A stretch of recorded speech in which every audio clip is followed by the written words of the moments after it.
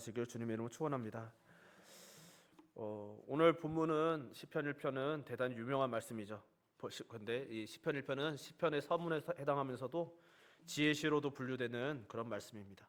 그리고 성경을 통틀어서도 가장 인기 있는 말씀으로 아마 10손가락 안에는 분명히 들어갈 정도의 유명한 말씀이기도 하고, 성도들이 읽으면 정말 많은 행복을 누리는 말씀이기도 하죠. 실제로 많은 사람들이 이 복받은 삶의 모범으로 이 시편 1편을 적어놓고 그것을 그 복을 받기를 소망하며 또 액자로 걸어놓기도 하는 것을 많이 봅니다. 그도 그럴 것이 이 짧은 시편 1편에 인간에게 나타나는 복과 저주, 천국과 지옥이 다 들어있기 때문에 구원과 멸망, 신앙과 불신앙의 원리, 그러니까 우리의 신앙의 원리들이 다 담겨 있기 때문입니다. 특별히 많은 사람들이 관심을 가지는 단어는 복이죠. 이 복이라는 단어는 본문에서도 매우 중요한 의미를 가지는 단어이자 복음의 단서이기도 합니다. 오늘 본문을 포함하여 구약에서의 복에 대한 정의와 관점을 따라가다 보면 결국 신약의 우리 주님에게까지 이어지는데, 특별히 산상수훈에게까지 이어지기 때문인 것이죠. 이 산상수훈 혹은 산상부온이라고도 불리는 이 주님의 설교는 마태복음에서 심령이 가난한 자는 복이 있나니 천국이 그들의 것이시며 라는 말씀으로 시작합니다. 그래서 8가지 복 있는 사람의 특징을 서술해 가고 또 그 뒤에 설교들이 더 이어지죠.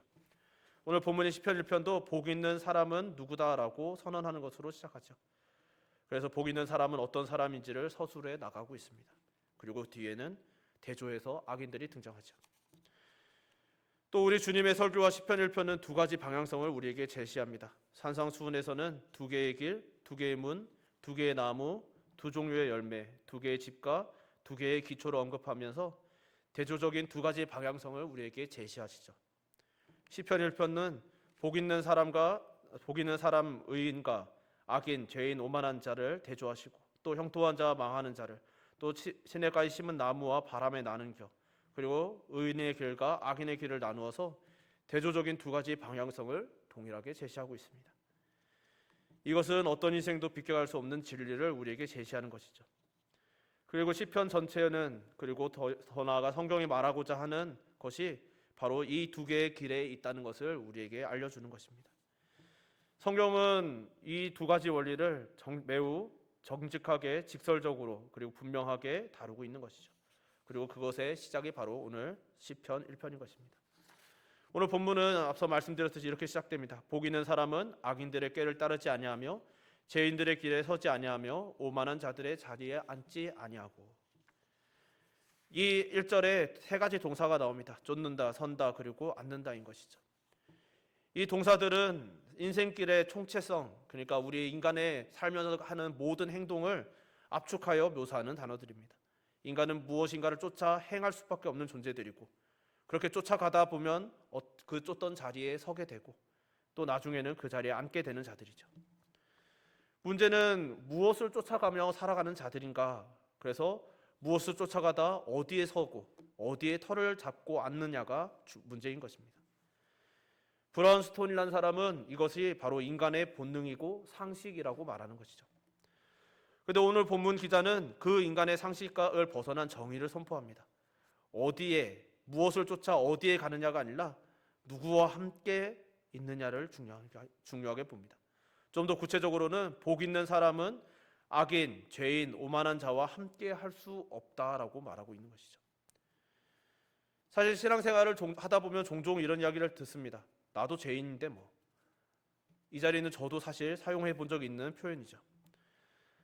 아마도 가끔 생각 없이 내뱉고 있을지도 모르는 표현입니다. 특히 죄책감에 휩싸이는 분들을 향한 위로의 표현으로도 쓰이곤 합니다. 그런데 이 표현이 사실 우리 생각에는 틀린 말은 아니지만 시편 기자는 틀렸다고 선언하는 것이죠. 복 있는 사람, 성도는 즉 중생으로 그 본성이 변화된 자들은 전처럼 악인의 꾀를 쫓아 살 수 없고 죄인의 길에도 설 수 없으며 오만한 자의 자리에 앉을 수 없는 사람이라고 선언하고 있는 것입니다. 왜냐하면 복 있는 사람은 그 목표와 가치와 삶의 이유가 완전히 바뀐 사람들이기 때문인 것이죠. 그러니 시편 기자, 더 나아가 성경은 분명히 선언하는 것입니다. 복 있는 사람은 그저 이스라엘의 백성이 아니다. 그저 교회에 출석하는 사람이 아니다. 복 있는 사람은 그 본성이 바뀌어서 전과 같이 행하며 살 수 없게 된 사람이다라고 말입니다. 도무지 하나님의 살아계심을 부정할 수 없는 자, 그 말씀 앞에 두려워 떨며 경외하지 않을 수 없는 자, 겁이 나서 눈물 범벅이 되면서도 말씀에 순종할 수밖에 없는 사람, 그래서 결국 감사하며 찬양하게 되는 사람, 바로 세상이 이해할 수도 없고 그 존재만으로도 불편하고 감당할 수 없는 자들, 그들이 바로 복 있는 사람이라는 분명한 선언인 것이죠. 간절히 바라기는 이 자리에서나 온라인에서나 함께 예배하시는 모든 분들이 복 있는 사람 되시기를 주님의 이름으로 축원합니다. 복 있는 사람은 그저 어떤 일을 안 하는 사람이 아니라 무언가를 열심히 그리고 즐겁게 추구하는 사람입니다. 단지 그 즐거움의 대상이 바뀌고 추구하는 바가 바뀌었을 뿐인 것이죠. 무엇으로 바뀌었습니까? 2절 말씀인 것이죠. 오직 여호와의 율법을 즐거워하여 그의 율법을 주야로 묵상하는 사람입니다. 여호와의 율법은 하라 하지 말라라는 수많은 명령과 규례들로 구성되어 있습니다. 그리고 완전한 순종을 하는 자에게는 축복을 약속하시지만 어기는 자에게는 저주 또한 약속하는 것이죠. 그렇게 이 율법을 즐거워한다는 것은 사실 오늘 우리에게 언뜻 이해되지 않습니다. 특별히 율법이 무겁고 매우 중한 짐으로 여겨지는 이 신약의 시대는 더욱 그러하죠. 오히려 율법을 떠올리면 오히려 무섭죠. 실수라도 하면 저주받아 망할까봐 겁나지 않습니까? 그러나 복 있는 사람은 그 율법을 즐거워한다라고 분명히 말하는 것이죠. 그래서 그 율법을 밤낮으로 묵상하게 된다고 말합니다. 이것은 우리가 지금 이 자리는 저와 여러분 우리니까 아무리 생각해도 쉽지 않은 것이죠. 어떻게 알 수 있는가? 레위기를 읽으면서 즐겁게 읽으셨습니까? 그러시는 분도 분명히 있는 줄 알지만 대부분의 사람들은 레위기를 읽으면서 지루하다고 합니다. 그 이유는 무엇이냐면 율법이 즐겁지 않다는 것이죠. 근데 그것이 그냥 비단 신앙의 연수가 짧고 길고의 차이도 아니고 심지어 목사님들도 레위기를 읽는 것이 어렵다고 토로하시는 분들이 많이 있으십니다. 이것은 무엇을 말하는가 하면 사람이 결심하고 노력해서 되는 일이 아니라는 것이죠. 이 복 있는 사람은 특별한 경험을 한 사람이라는 의미가 되는 것입니다. 그래서 단순히 악인이나 죄인, 오만한 자와 함께 하지 않으려고 노력하고 애쓰는 사람이 아니라 율법을 즐거워하게 되었고 그 율법을 밤낮으로 묵상할 수 있는 무엇인가가 그 삶에 일어난 사람이 바로 복 있는 사람이라는 것이죠. 이것을 우리는 중생이라고 표현하는 것입니다. 그리고 중생은 성령님의 사역인 것이죠. 그래서 중생한 사람과 그렇지 못한 사람의 근본적인 차이는 내가 율법을 즐거워할 수 있느냐로 구분할 수 있는 것이죠. 중생하지 않은 사람은 결코 하나님의 율법을 즐거워할 수 없기 때문입니다. 그러므로 중생으로 하나님의 자녀가 된 확고한 증거는 하나님의 말씀을 사랑하게 되었는지 여부입니다. 과거에는 율법인 것이고 오늘날에는 성경을 가까이 하고 즐거워할 수 있는지인 것이죠. 그는 성경을 통해서 하나님이 어떤 분이신지를 알아가는 것이 기쁜 사람입니다. 그래서 성경이 그에게 가장 소중해지죠. 그래서 중생한 하나님의 자녀들은 역사 속에서 핍박이 일어날 때마다, 환란이 있을 때마다 모든 것을 다 뺏겨도 성경만은 지키고 싶어서 성경을 숨기고 성경을 필사적으로 어떻게든 보호하려고 하던 사람들이고, 어떻게든 잃어버린 성경을 다시 되찾고자 구해보려고 눈물겨운 노력을 기울이던 사람들이었습니다. 그런 일은 지금도 일어나고 있는 것이죠. 간절히 바라기는 지금 함께 예배하는 모든 예배자들이 하나님의 말씀을 그 무엇보다 사랑하며 즐거워하시며 묵상하는 복 있는 사람들 되시기를 주님의 이름으로 축원합니다. 이때 묵상한다는 말은 단순히 읽는다는 것을 말하는 것이 아니죠. 사실 물론 묵상에는 읽는 것을 전제합니다. 읽는 것이 반드시 포함되어야 하는 것이죠. 하지만 묵상은 단지 읽는 것에 그치지 않고 자신의 마음 속에서 하나님께 대한 기도가 되게 하고 찬양이 되게 하는 행위입니다. 어떻게 해요? 읽은 말씀을 자신의 마음 속에 새기고 또 되새기고 되새기는 것을 반복함으로써 하는 것이죠. 말씀을 읽으면서 이 말씀이 무슨 뜻인가? 나는 이 말씀을 경험하고 있는가? 이 말씀을 통해서 하나님께서는 내게 무엇을 깨닫게 하시고 무엇을 고쳐주시기를 원하시는가? 이 말씀에 드러난 하나님의 성품은 무엇이며 나는 그 성품을 경험하고 있는가?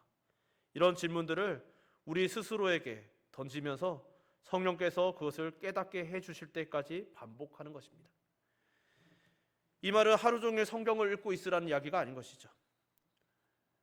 예를 들면 아침에 성경을 읽었습니다. 그러면 그 말씀 전체를 혹은 그 중에 한 구절이라도 우리가 가지고 하루를 살아내는 것이죠. 우리에게 맡겨진 일들을 감당하고 일상을 살아내면서 틈틈이 혹은 일부러 시간을 내면서 그 말씀을 되새기고 또 되새기는 것이죠. 복 있는 사람은 바로 그런 일들을 즐거워하는 사람을 말한다는 것입니다. 그리고 그는 이 즐거움을 맛보기 시작한 사람들이기도 한 것이죠. 교회는 전통적으로 바로 이런 묵상을 통해서 하나님을 경험해 왔습니다.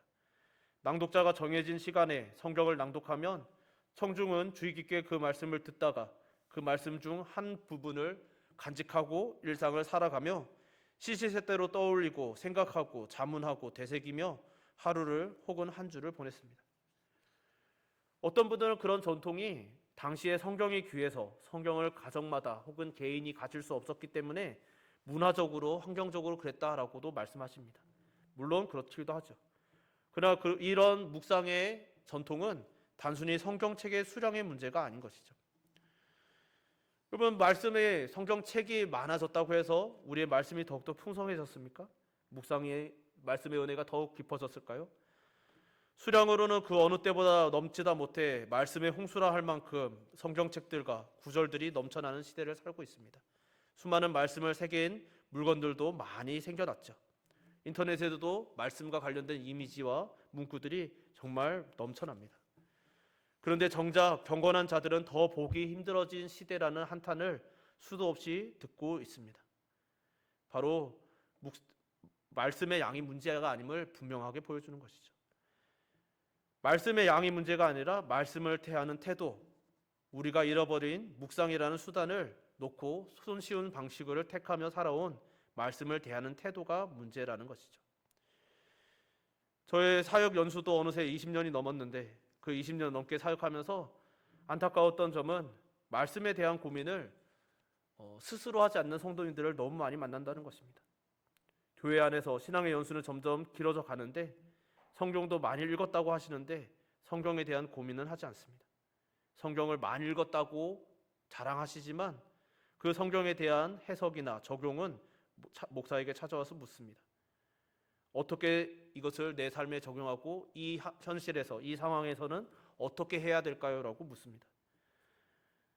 말씀을 스스로에게 목사나 사역자들에게 묻는 것이 문제가 아닙니다.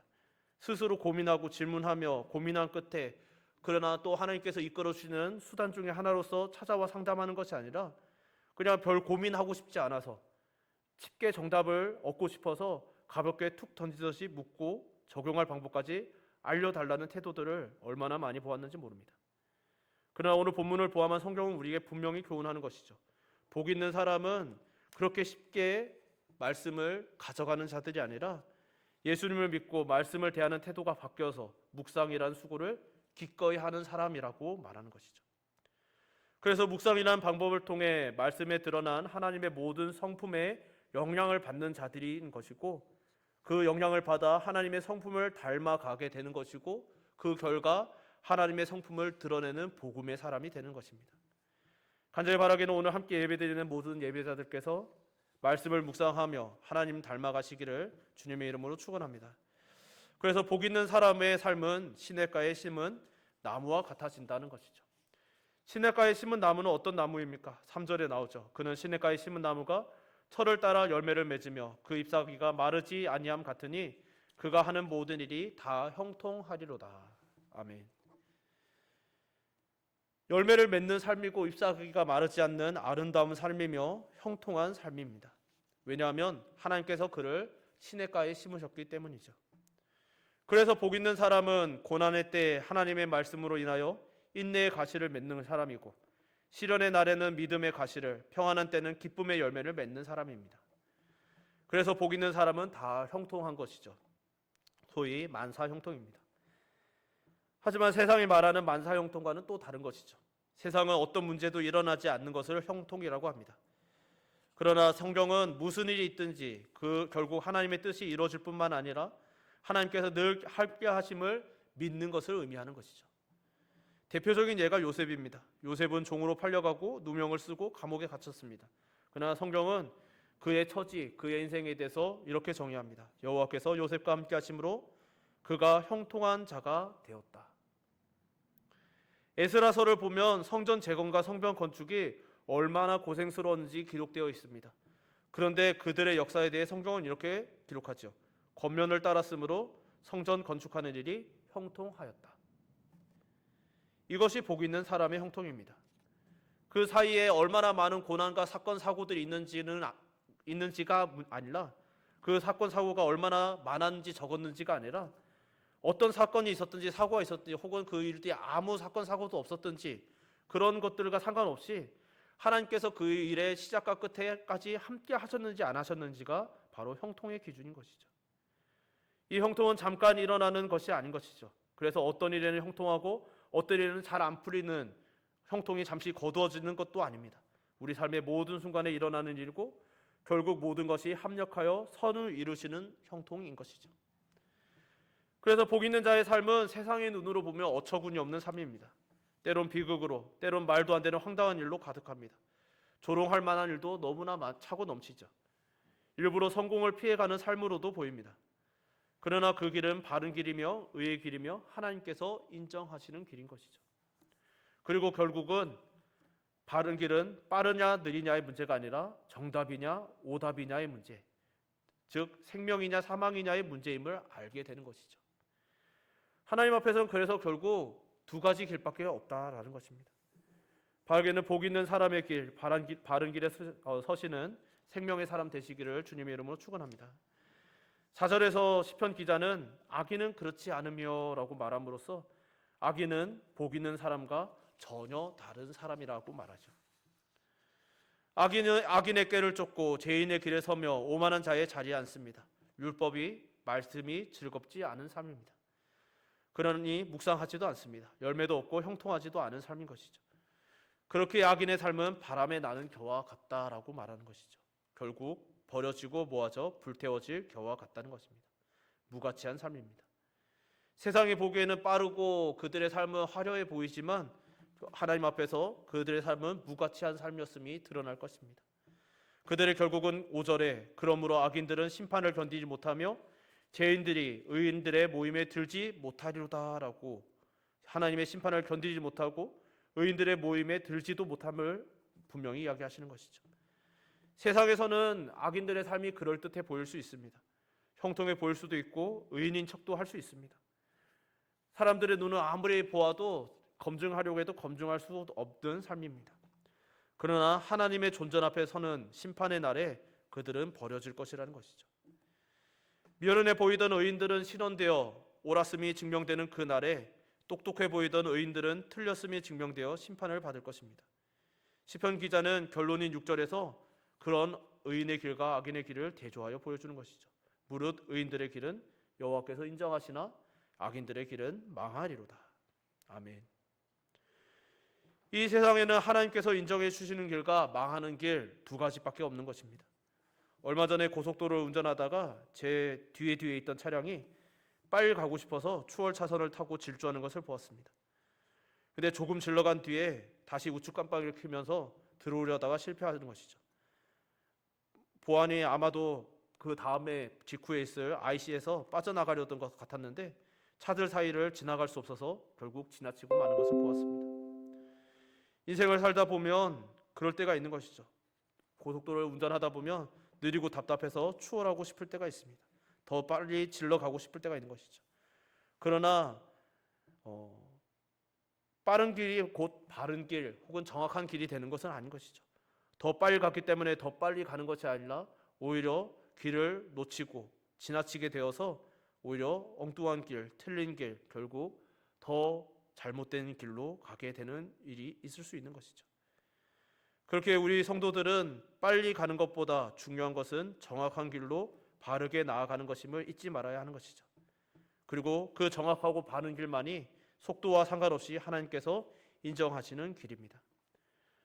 우리는 살아가다 보면 항상 선택의 순간을 맞이합니다. 더 빠른 길이 우리 눈앞에 아른거립니다. 더 빠른 방법이 있는 것 같고 더 확실한 방법, 더 지혜로운 방법이 있는 것만 같습니다. 그러나 빠른 길이 중요하지 않은 것이죠. 하나님께서 인정하시는 바른 길이냐가 더 중요합니다.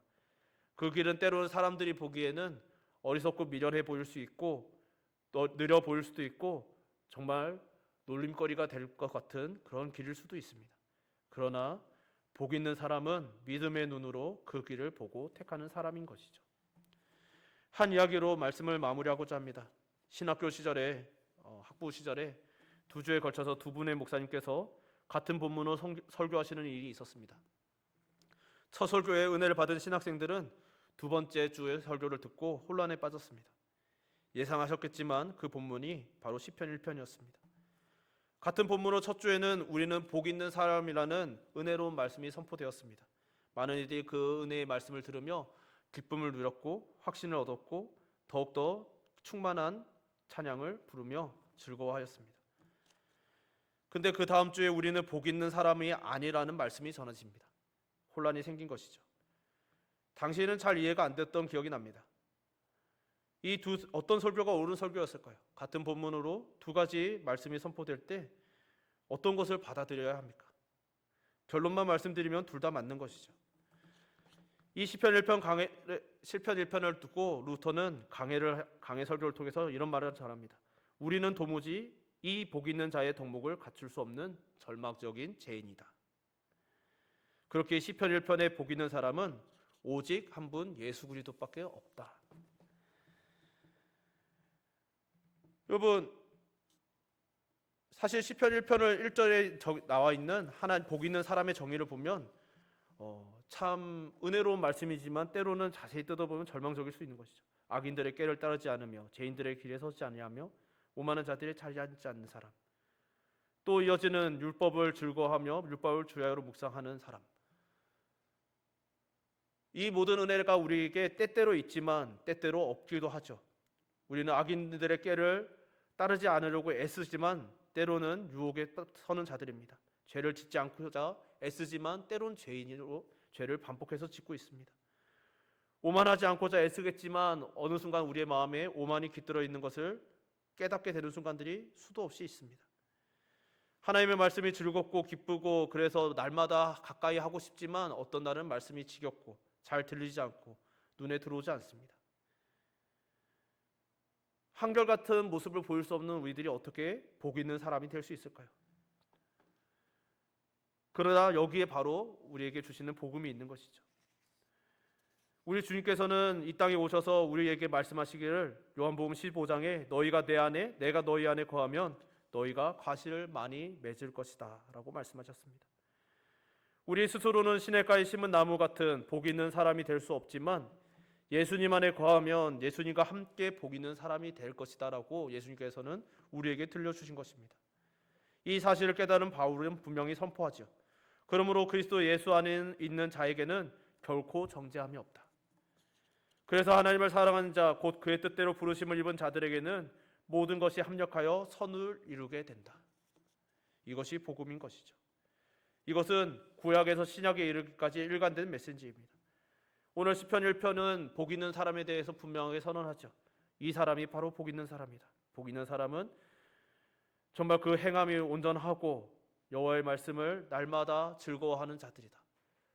그러나 우리는 그 스스로는 그 일을 감당할 수 없고 그 모습을 갖출 수 없어서 절망하게 되지만 예수님께서 우리 안에 계시기에 우리가 예수 안에 거할 수 있기에 우리가 예수님 안에 하나 되었기에 우리는 포도나무 대신 예수님의 가지가 되어 열매를 맺을 수 있게 되는 것이죠.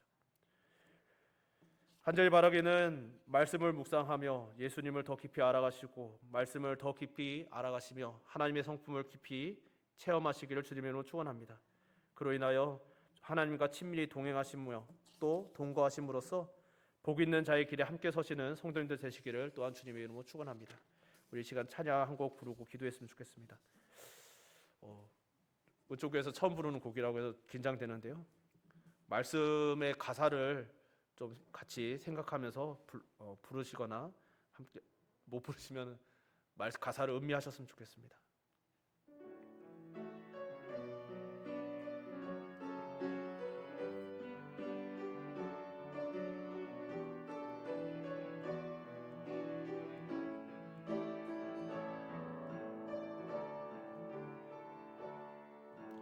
말씀 앞에서 경외함으로 주께 홀로 섭니다. 생명의 말씀 읽고 순종해 주를 예배합니다. 기록된 말씀 힘이 있어서 진리로 우릴 거룩해 하며 거룩한 말씀 힘이 있어서 복음이 되어 말씀하시는 하나님 말씀에 두려워 떠는 자, 그 말씀에 생명을 거는 자 한 사람 찾으시는 주님의 약속을 믿어 하나님 말씀에 운명을 거는 자, 순종하며 주 따라가는 자, 영원한 하나님 나라 이뤄갈 주의 교회여 일어나. 다시 한번 찬양합시다. 말씀 앞에서 경외함으로 주께 홀로 섭니다. 생명의 말씀 읽고 순종해 주를 예배합니다. 기록된 말씀 힘이 있어서 진리로 우릴 거룩해 하며 거룩한 말씀 세세 영원히 복음이 되어 말씀하시는 하나님 말씀에 두려워 떠는 자, 그 말씀에 생명을 거는 자 한 사람 찾으시는 주님의 약속을 믿어 하나님 말씀에 운명을 거는 자, 순종하며 주 따라가는 자, 영원한 하나님 나라 이뤄갈 주의 교회여